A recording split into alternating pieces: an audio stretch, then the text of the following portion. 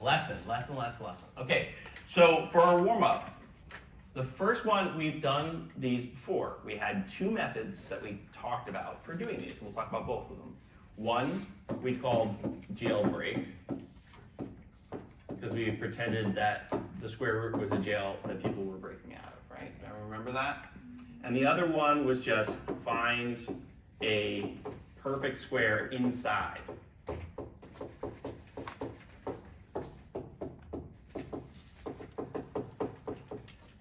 Okay, so jailbreak. Jailbreak was when you said, okay, I don't know how to do that square root because it's not a perfect square. So I'm going to break it all the way down. Jailbreak, break it all the way down. And I'll say like 160 and just start dividing it. So divide by 2, I get 80. Divide by 2, I get 40. Divide by 2, I get 20. Divide by 2, I get 10. Divide by 2, I get 5.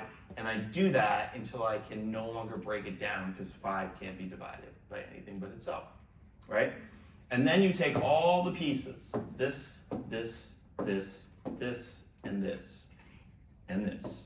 And you have found every, the least, you've broken it down to factors as much as possible, put it that way. And you throw them all back underneath. You make a big square root. And instead of saying 160, you express 160 as multiplication of all these numbers. So you say 2 times 2 times 2 times 2 times 2 times 5, right? Now, the square root is the what root? What number? It's the second root. We're taking the second root. Does anybody remember what we're looking for under here?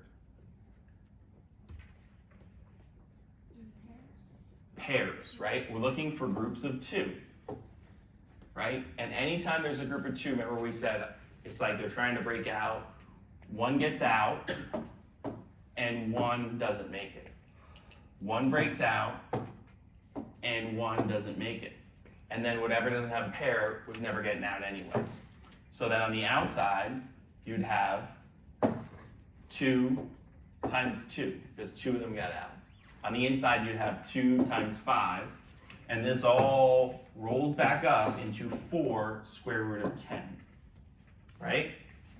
Now, that is the trick to figure this out no matter what. If you break it all the way down, you look for those groups, you're good. But why does it work? Well, 2 and 2, think about it, that's 4. Square root of 4 is 2. That's why 1 gets out.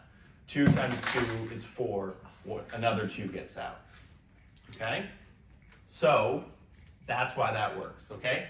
So now the other way to do this is to say, okay, I'm going to find a perfect square on the inside of this. I'm going to break this apart a little bit. I'm going to say, okay, if I have the square root of 160, I'm going to look and see if there's any perfect squares that go into 160. Because if they do, I can kind of pull this apart a little bit, and I can do that part. So what perfect square, if we're looking at those red squares over there, goes into 160? What's the biggest one you could think of? 16, right? 16 times 10 is 160. So you could say, oh, this is the same as if you had 16 times the square root of 10, right? That's 160. And then I can do the square root of 16. I can say the square root of 16 is 4, and I get 4 square root of 10, just like I did above. I didn't break it down. Question? What do we do with plus or minus? So, good question. Plus or minus. We always have done plus or minus. And it is a good thing to do. I will say plus or minus is when you're solving, right? When you're just stating, hey, what's the perfect square? You're actually talking about an actual square, right? And say that square was 25.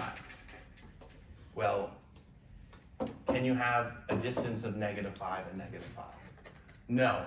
So when you're, I've left this out till now to not confuse you, right?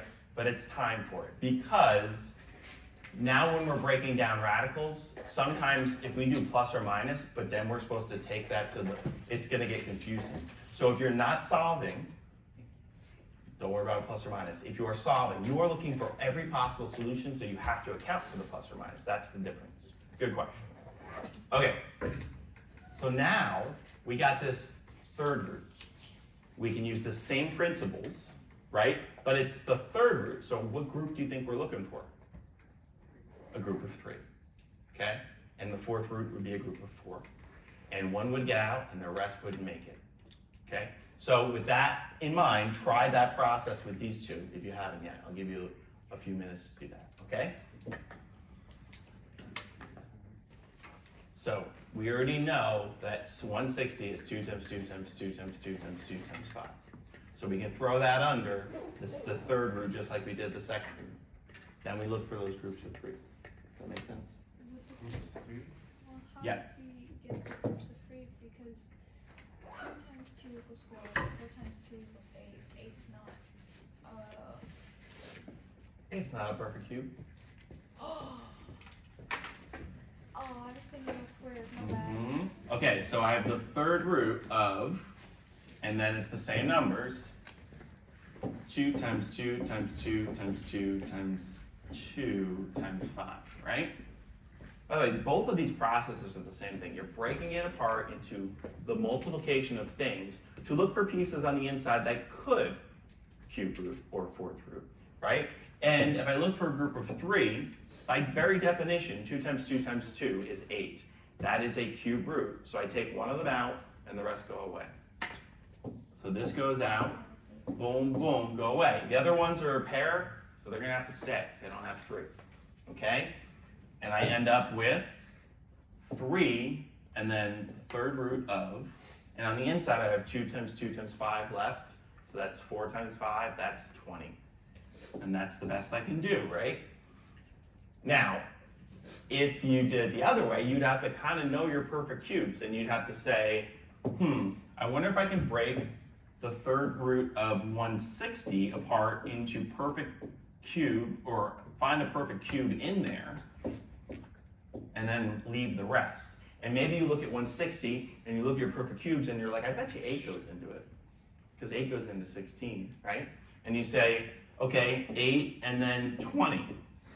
It does go into it, right? And then I say, okay, I can do the third root of 8. I know the third root of 8. It's 2. So it becomes, oh, I messed up. I wrote 3 out there. Should have been 2. It is 2 third root of 20. All right, that I was just thinking third root and I wrote 3 there. It is 2 third root of 20. Make sense? Yeah, question. But, so that means that one gets harder as the exponent gets bigger? Yes, because then you'd have to know the fifth roots of the perfect fifths of things, you know? So for instance, if you have the fourth root, right? This is why you want to know both methods, because you get to a really high exponent, it's just like, how am I supposed to know if there's something to the fifth in there, you know? But if you can always break it down, you'll always have a method. All right, fourth root of 160. So if you did it this way, you have 2 times 2 times 2 times 2 times 2 times 5, and now you're looking for a group of 4, right? Because by very definition, 2 times 2 times 2 times 2 is 16, which is a fourth root, right? Okay, so 1 comes out. These go away. The other 3, they don't make it. And I end up with 2 fourth root of 2 times 5, 10. Okay? The other way would be, okay, I know that 160 has 16 in it, and I just know my stuff to the fourth, right? Maybe that's you, maybe that's not. It's okay if it's not. That's why we have multiple methods. So you'd have the fourth root of 16 times the fourth root of 10, right? And you'd go, okay, that is 2 fourth root of 10. Well, if you know your perfect squares. You know your perfect fours, don't you? Because if you know 3 squared is 9, then 3 to the fourth must be 9 times 9. Which is 81. Very good. Yep. That's a trick you can use for sure. All right. All right, so we're going to talk about radicals today, pulling them apart and putting them together. That's basically the lesson. We've done a little bit of it when we simplified square roots, right? This part right here, we did plenty of, right? That's one of the properties we're gonna talk about today, but it holds for all your roots, right? So it's not just for square roots, we can do it for other things. All right, so here's the rule itself, ready? If you have the nth root, meaning this will work for any number, and just sits there for any number, of a, and you multiply it by another nth root of b, meaning you have the same root twice.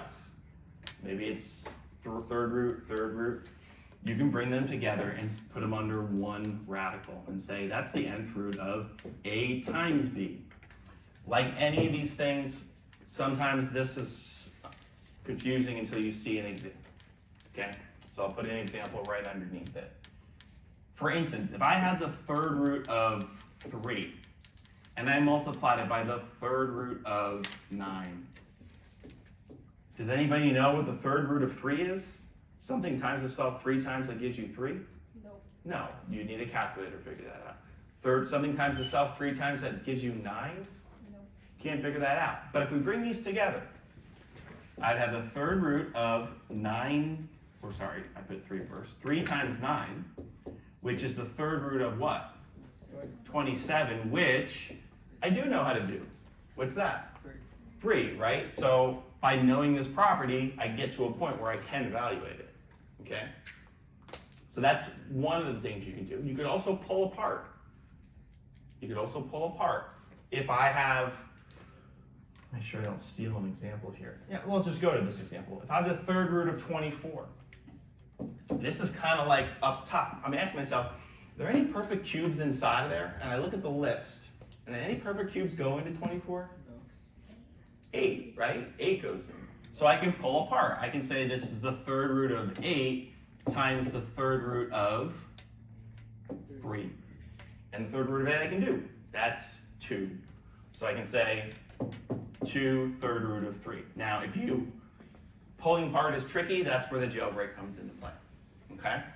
All right. Why don't you try these problems, right? And we'll go over them, and then we'll talk about the kind of other side of this property on the other side of this paper, and then we'll give you your homework and get started. All right, let's start taking a look here. So here's a good example of bringing it together, right? I can't do the third root of 4. I can't do the third root of 2. But if I bring it together, I'll have the third root of 4 times 2, which is the third root of 8, which is 2, which I could do. By the way, this is why jailbreak works, because look, 4 is 2 times 2, and this is times 2. Group of 3, 1 survives, right? This is why jailbreak works. Okay, here, number 2, okay, the 3 is out front, it stays out front. And then I have the fifth root of 4 times 24. So that's 3 times the fifth root of 96. Okay, here's where you probably gonna use jailbreak, right? Unless you can see your perfect fifths inside of there. Okay? I don't expect that. It's okay. Now, if I break this down, well, 96, that's 2 and 48. That's 2 and 24. That's 2 and 12. That's 2 and 6. That's 2 and 3, right? It doesn't take too long if you're just dividing by 2 every time, right? Bring it all underneath. So I have 3 times the fifth root of 2 and 2 and 2 and 2. Yeah. 2 times 2 times 2 times 2 times 2 times 3. Okay, and I'm looking for a group of what? 5. 5. 1, 2, 3, 4. Oh, wait. There's a group of 5 right there, right? So 1 comes out. The rest, boom, boom, boom, boom, gone. So on the outside, I have 2 times 3, and on the inside, all I have left is a 3. So this is 6 fifth roots of 3. Now, anybody know what number we could have found in there if we knew our fifth roots? 32, because 5 2s rolls up to 32, right? But I wouldn't expect that you would just know your fifth powers off the top of your head. Maybe I give you a list on the test if it's an expectation, and then you'd have to like look at the list. But otherwise, jailbreak is your friend. All right, here, this one you would break down, or you would say, hey, I wonder if any third roots go into there. Because third roots are not that bad. I look over there, well, this 8 doesn't go in. 27. How many times does 27 go in? 2 times. So you'd say 27 times the third root of 2, right? Which is 3 third root of 2. And if you couldn't, you would jailbreak it, and that's fine, right? It wouldn't take, it shouldn't take you much longer. All right, this last one. What about this one?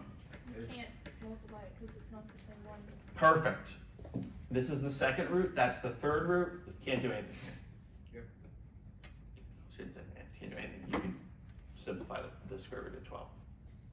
Maybe 2 square root of 3. But you can't do the thing that we're doing in today's lesson, right? All right. Next piece of this is the quotient property. We have the product. Now we have the quotient, right? All this says is the same thing for division, right? If you have the nth root of giant radical a over b, that's the same thing as the nth root of a divided by the nth root of b. And you might say, who cares? Why is it useful? Okay, like before, I'll try to give you an example of when it's useful. Like if I had the third root of 27/8, right? Well, I don't know the third root of 27/8 unless I can pull this apart and say, this is the third root of 27 over the third root of 8, which is 3 halves. And now I can do it, okay? So you can pull apart, or you can bring together. Does that make sense? I'll show you an example why bringing together might be a good thing. Here, I don't know the fourth root of 162 because it's not a perfect fourth, if you will. Fourth root of 2, also can't do it. But if I make a giant fourth root of 162 over 2, what is 162 divided by 2? 81. And yeah, that's 3, right? 3 times 3 times 3 times 3. I almost wrote plus or minus. Gotta be consistent. If you were solving, it would be plus or minus. All right? Make sense? Okay, try the rest of these problems. I'll hand out your homework. And then I'll give you some answers here. And that's it. That's all. All right. So this one is 4. This one is 4/3. This one is the fourth root of 3. And then this one on the bottom is 1/10. Okay? Let me know if you want to see any of those. 3. Let's do 5. And 4. 3, 4, and 5? Yes. All right, let's do it. This one you pull apart, it becomes the third root of 64. That's 4. The third root of 27, that's 3. Oh yeah. This one, there's a couple of different ways to do it. If you just divide 48 by 16 right now, you get 3. And then that's super easy. But that one, we're practicing our skills with it. So I would pull it apart. I'd say the fourth root of 48 over the fourth root of 16, right? The fourth root of 16, we know that's 2. And then 2 equal signs. And then fourth root of 48 turns out to be It's a decimal. 2 fourth root of 3. Right. 2's cancel, fourth root of 3. Okay. 5. All right. So what could you bring together here? The square roots, right? What's tricky is this 5 is here. It might be better to think about it as 1/5 times square root of 2 over square root of 8, right? Like pull it apart a little bit. Because now I can really focus that this can become 1/5 times square root of 2/8. 2/8 reduces to 1/4. So this is 1/5 times the square root of 1/4, right? And square root of 1/4 is what? Do we know? Square root of 1/4? Yes. 1/2. It's 1/2. Because 1/2 times 1/2 is 1/4. But you don't even need to know that because you can pull it apart again. You could say 1/5 times the square root of 1 over the square root of 4. What's square root of 1? What's square root of 4? Right? So this is 1/5 times 1/2 or 1/10.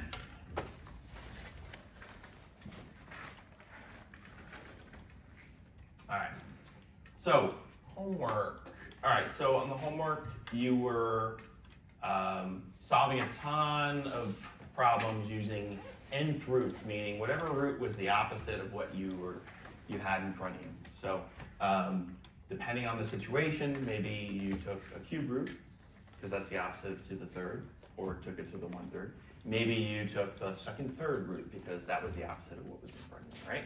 So it's all about opposites. It's always about opposites when we're solving. All right, so let's just go a page at a time. So 1 through, I'll go to the answer key. 1 through 5. Anybody have any questions? And this, by the way, answer keys, even if you feel like you're doing things right, good thing to be checking because of those multiple solution ones, because it helps you catch if, oh wait, this was 2 solutions, right? And I only found 1, right? Anything 1 through 5 that we would like to see? Yeah, 4? Okay, 4. All right, so 4. So again, with any of these, we used to say isolate the square. Now we're isolating the power. Only reason we change the word is because sometimes it's not squared. Sometimes it's to the third, to the fourth, to the 2/3, right? So we look for whatever's being raised to an exponent and we isolate that. In this case, what's being raised to an exponent? 7n right here. So this part needs to be isolated, right? So then I think, well, what needs to go away? 3, right? And it's +3, so I do opposites. And the opposite is -3 on both sides. Ignore that answer at 7. All right, so I have 343, and that equals 7n to the 3/2. So I have isolated the power now, and now I'm ready to get rid of the power. In order to do that, I do an opposite. The opposite of 3/2 is what? 2/3. So I raise this to the 2/3, and if I do that over there, I got to do that over here. Same thing to both sides of an equation always, right? Over here, the reason it works is 3 times 2 is 6, 2 times 3 is 6, that's 6 over 6, that's 1. That leaves me with just 7n. Over here, well, now I have the third, this is exponent over root, so I have the third root of 343 to the 2nd power, okay? Now, at this point, I do the root first, then I take it to the power. What is the root, the third root of 343? Well, it's whatever's raised to the third that would give me 343. So, it's 7. So 7 squared equals 7n, or 49 equals 7n. If I divide both sides by 7, I get n equals 7. Okay? And I got one solution, and I feel good about that because what? It was, I had, When I rooted in the middle of this problem, I had an odd root, right? So that's okay. I get one solution. Okay? Anything else on the front we would like to see? Like, for instance, like that was, if on number 3 you got one answer. It was 2. 27 and negative 27. Does anybody need to see that? What? Yeah? Okay. All right, so again, I am isolating what's being raised to a power. So what's being raised to a power?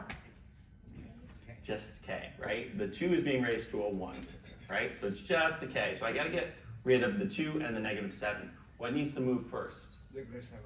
Right, I add or subtract first. So I add 7, add 7. I end up with 2k K equals to the 4/3 equals 162. All right, now I need to get rid of the 2. The 2 is multiplying. The opposite of that is dividing. So I divide by 2, divide by 2, and I get k to the 4/3 equals 81. Okay? Now, what would I raise 4/3 to get rid of 4/3? 3/4, which means I got to do it over here. 3/4. Okay? So this cancels, and I just get k. And on this side, I have the 4th root of 81 to the 3rd. Right? With me so far? Okay. I'm taking a 4th root. When you take an even root, how many solutions do you get? 2. So, k equals something to the 3rd. What? What is the 4th root of 81? No. It's not just 3. Just 3. Plus or minus 3, right? So in here, I have plus or minus 3. Okay, anytime you get a plus or minus, you got to branch off because you got 2 things that are being said, right? This is telling me plus 3 to the 3rd, and it's also telling me minus 3 to the 3rd, and I figure out what both of those are. 3 to the 3rd is? 27. Minus 3 to the 3rd is? Negative 27. Negative 27. Question? What if, so what I did is I got the exact same answer. I just put the plus or minus at the end because I knew it was it was an even. You could do that in this case. But I mean, like I know if there was like another part, like if it was like Yeah. x, I'm trying to think of if that would burn you at any point. x. I would say anytime it's like, all right, I need to start acting on the number and it's plus or minus, it's worth it to break it apart at that point. Okay? All right. Anything else on the front? No.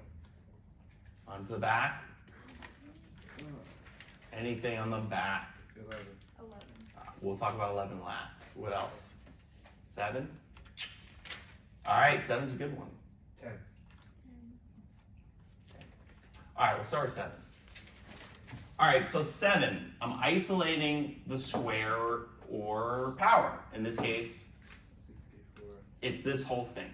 64.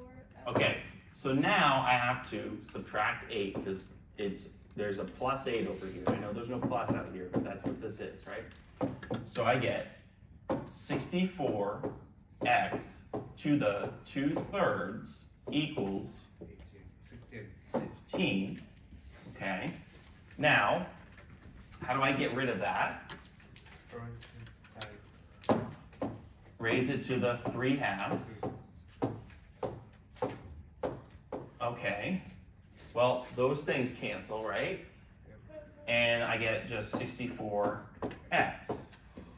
Here, I have the 2nd root of 16 to the 3rd. Okay?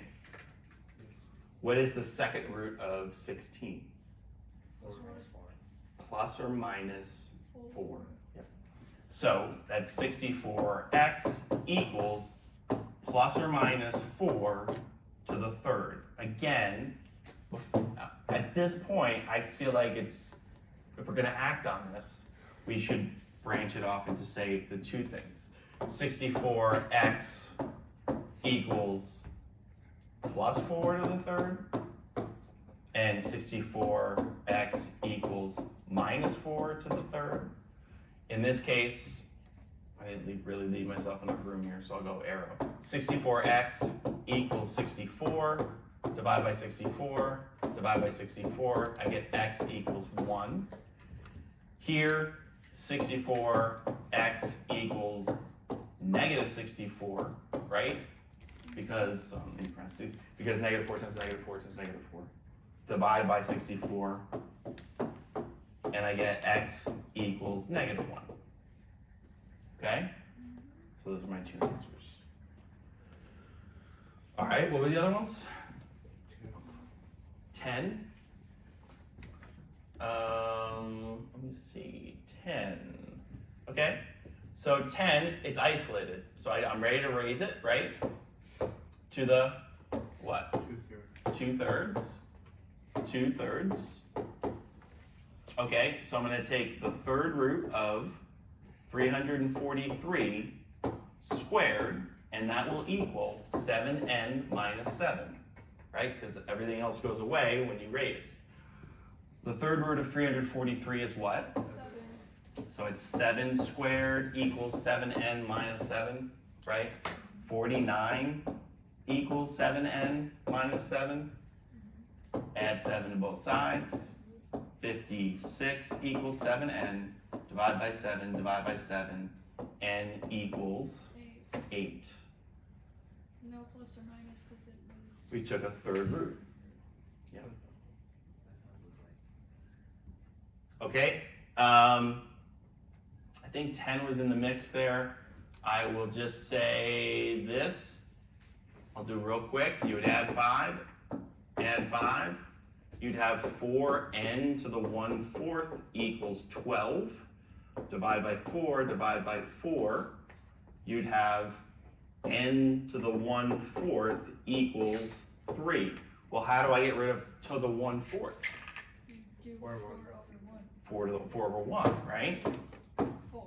Which is just 4. So this is just 3 to the 4th over here, okay? And then I get n equals 3 to the 4th, which is 81.